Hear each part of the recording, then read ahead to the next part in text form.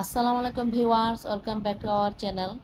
আজকে আমি শুটকি আর কচু শাক দিয়ে কাঁঠালের বিচি রান্না করব। আর এই মজাদার রেসিপিটা কিভাবে তৈরি করা যায়, লেটস সি। প্রথমে আমি কচু শাকটাকে এভাবে কেটে ধুয়ে নিয়েছি আর নিয়েছি কাঁঠালের বিচি। কাঁঠালের বিচিটার খোসা ছাড়িয়ে আমি এভাবে কেটে নিয়েছি। আর আজকের এই রান্নাটার মধ্যে আমি নিয়েছি শুটকি। রান্নার প্রথম ধাপে আমি কচু শাকটাকে অল্প পানি দিয়ে সিদ্ধ করে নেব।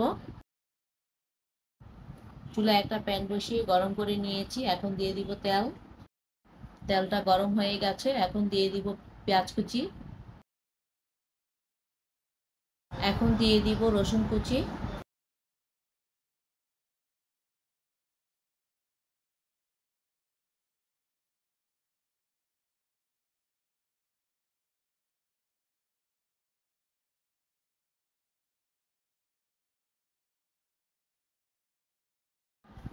ভিউয়ার্স, শুটকিগুলোকে আমি পানিতে কতক্ষণ ভিজিয়ে রেখে এটার আঁশটা ছাড়িয়ে নিয়েছি।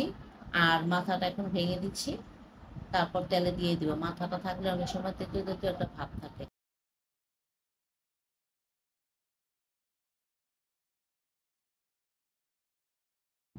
এখন দিয়ে দিব স্বাদ অনুযায়ী লবণ। আর লবণটা দেওয়ার পর পরে শুটকিটা নরম হয়ে যায়।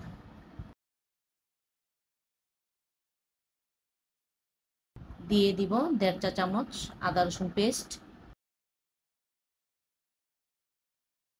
আদা রসুন পেস্ট একটু ভাজার পর দিয়ে দিলাম 1 চা চামচ হলুদ গুঁড়া, 2 চা চামচ মরিচ গুঁড়া।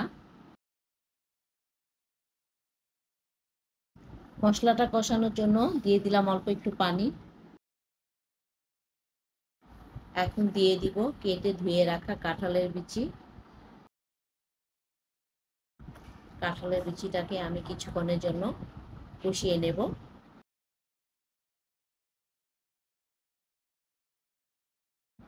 কাঁঠালের বিচিটা প্রায় 80% সিদ্ধ হয়ে গেছে।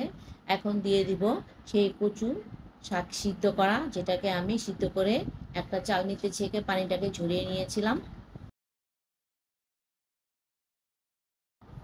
কচু শাক সহ বিচিটাকে আমি আর একটু রান্না করে নেব। এখন আমি এখানে আরও একটু পানি অ্যাড করব।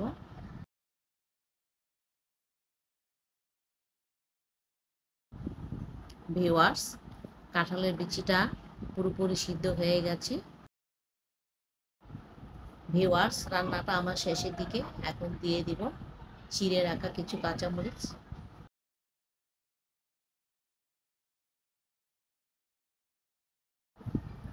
আর 2 মিনিট চুলায় রেখে আমি নামিয়ে এটা পরিবেশন করে নেব। সো ভিউয়ার্স, তৈরি হয়ে গেল কচু শাক আর শুটকি দিয়ে কাঁঠালের বিচির এই অসাধারণ স্বাদের রেসিপিটা। আর এটা ভাত, রুটি, পরোটার সাথে অবশ্যই মজা লাগবে। আপনারা সবাই বাসায় ট্রাই করবেন। ভালো লাগলে কমেন্টস করে জানাবেন। সবাই ভালো থাকবেন। আল্লাহ হাফেজ।